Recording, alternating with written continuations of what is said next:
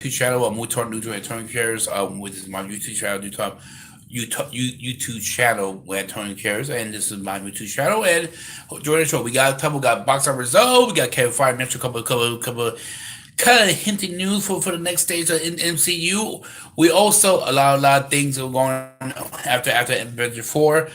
He kind of mentioned this in a recent interview, and we have my finish up my Halloween theme category. This is my finish up with the annual review, my top five intense growth films of all time, top five, and I will now announce probably the greatest Halloween films of all time, in my opinion, and ever. So let's get to the box office result. We have Halloween making number one.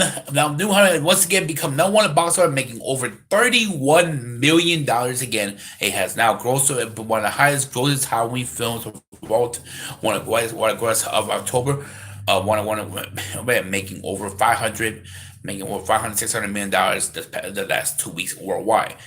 In order to box office news, we had the Venom has now grossed over $750 million worldwide. It have now become top big grossing man, and remember that.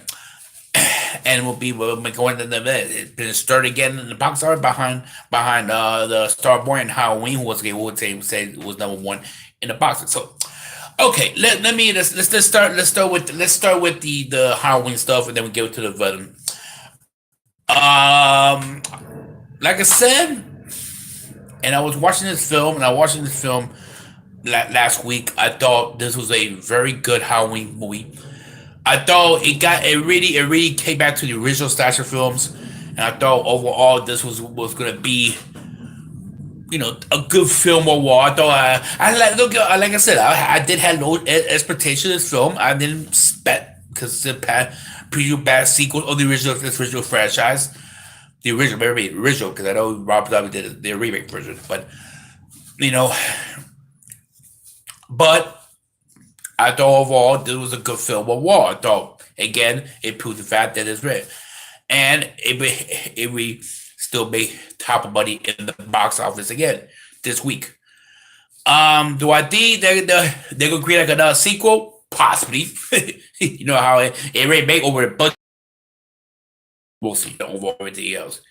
Now on the Venom news, and see how it Sony. See, Sony's funny. They're right now popping champagne in Sony pictures, right? Columbia Sony pictures, right? They're popping champagne, but they were in. Here's the truth about this whole deal. They had no confidence in this film. No confidence. But everything say, look, we could do a comic book film. We need Spider-Man. Yeah. You're quiet. If this didn't work out, you were trying to tell Marvel, hey, we want Spider-Man back in our universe, because right now Sony's right now doing. They mean like they got that. Hey, you need Spider-Man. We can do our own films. Don't worry. Don't worry, MCU. Yeah, because here's the thing. Like I said this way back when I did my review on Venom.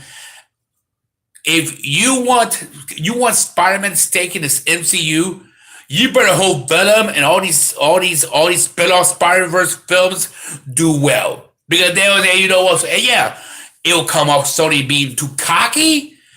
Because hey, they'll say, we'll let Mario. You keep working with him. We're fine. We got our little small universe building with Spider-Verse. And honestly. Yeah. And the funny thing is, they were not confident in this film. They had no confidence in Venom. In this film, they didn't have no confidence. But they right now popping champagne with their chests up, and say, look at us, we don't need Spider-Man. We could do our own little comic book film, while Spider-Man in the scene, yeah.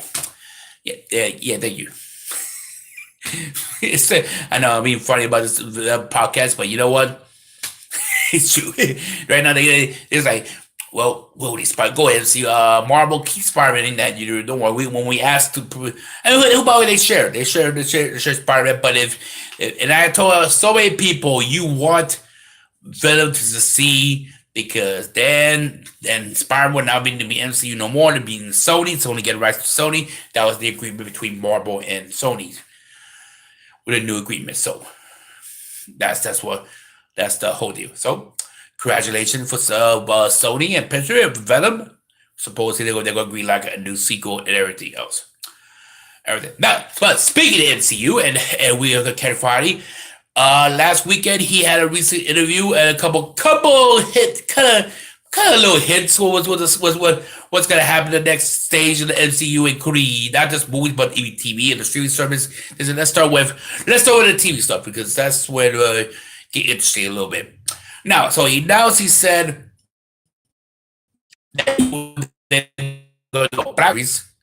miniseries, a Loki TV series, a Falcon, Winter Soldier, buddy cop, TV series with them after series 4. Now, we all know Captain America. We all know Chris Evans gonna be done as Captain America. Now, will they kill him off or go somewhere disappear in the sunset? We'll see. Now, if you go by the comments, both Falcon and Winter Soldier became the new Captain America. So, are they're gonna have that? They're gonna go that route? Maybe. Who knows? We'll see. We'll see what happens and everything else. But it's very, very intriguing. I think now he is saying there will be a trailer around December of the new Avenger film. The first trailer. Now, still not a title. And I figure if they're gonna show this new trailer, it'll probably be the very popular film. Who I go look for go see it this December. One of the December films I go watch December. Yeah, I think honestly, will probably be the very popular for the first Avenger trailer. Where the title of that new movie is. All right. He also mentioned they are mention thing about they ask him about certain characters like Submariner might be doing a live action movie. I'm not surprised because DC's doing Aquaman and Aquaman be successful. I was surprised Marvel do the same and try to get the 40 rights back. Granted, the rights is almost done. Universal Studio who hold the rights of Submariner who did the movie. So we'll see what happens. But we'll see.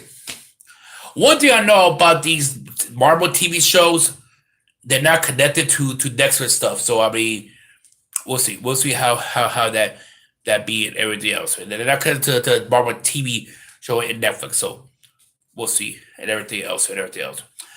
Now, I will say this. It will be very curious how this is going to set up. And the rest of these of you, they joke with Kevin with Deadpool survive the stack defense, whether titles. Well, technically Deadpool is not in the MCU, so he said, yeah, he was laughing, saying no, but he is kind of mentioned that hey, he don't mind if they do it, they'll bring him in. That's why they're re-releasing Deadpool 2 on PG-13 like a Christmas theme. They can say, hey, let's test this out, a PG-13 version of Deadpool 2. We'll see. Saying a pie going. Who again? Like I said, I think when there's the new deal done with Fox and Disney be done eventually, probably around the beginning of the first quarter of 2019. I think they would first do Fantastic Four and then the X-Men universe later on. So that's my opinion. My opinion will be and that. So. But we'll see. We'll see how everything else in general. Well, here's it. That does a wrap. We got to finish up our show right now. We're gonna have the top 5 intense growth, maybe hashtag growth intense horror films of all time.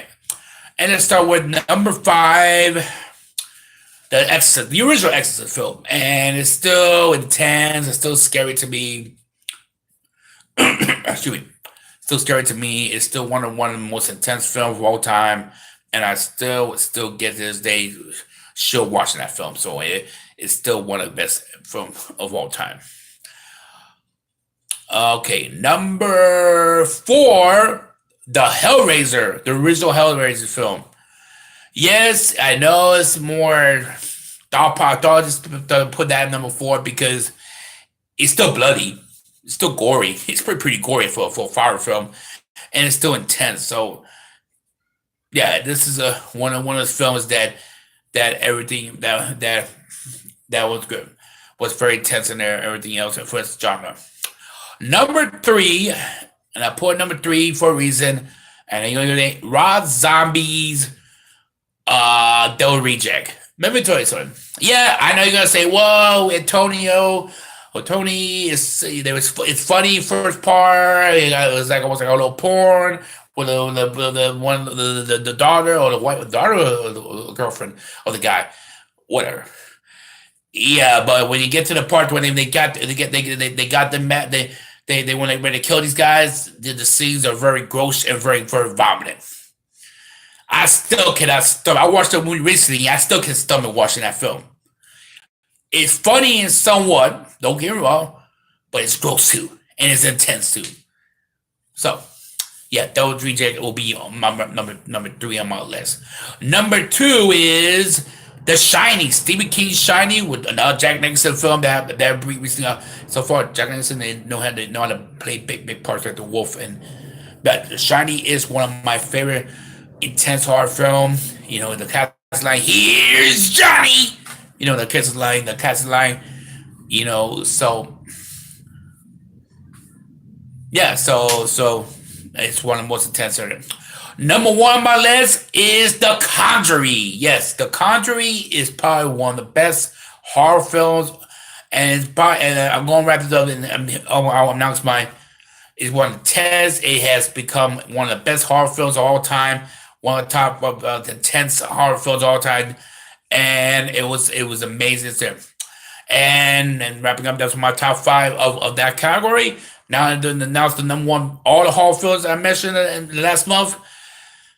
The Conjuring to me is one of the best, still the best, is the best of all time. It's recently become one of the best horror films of all time, and I really enjoy. I think it's a masterpiece film from James Wan, and who was doing the Aquaman. So eh, this is a great film in overall. So wrapping up this Halloween, I want to hope you have a great day. That's my curry. Hope you have a great day. Happy Halloween. Stay safe out, guys, and guys, don't throw people eggs out there, please. All right, that's childish. This way. Have a be safe and enjoy your Halloween. See you next time. Boo.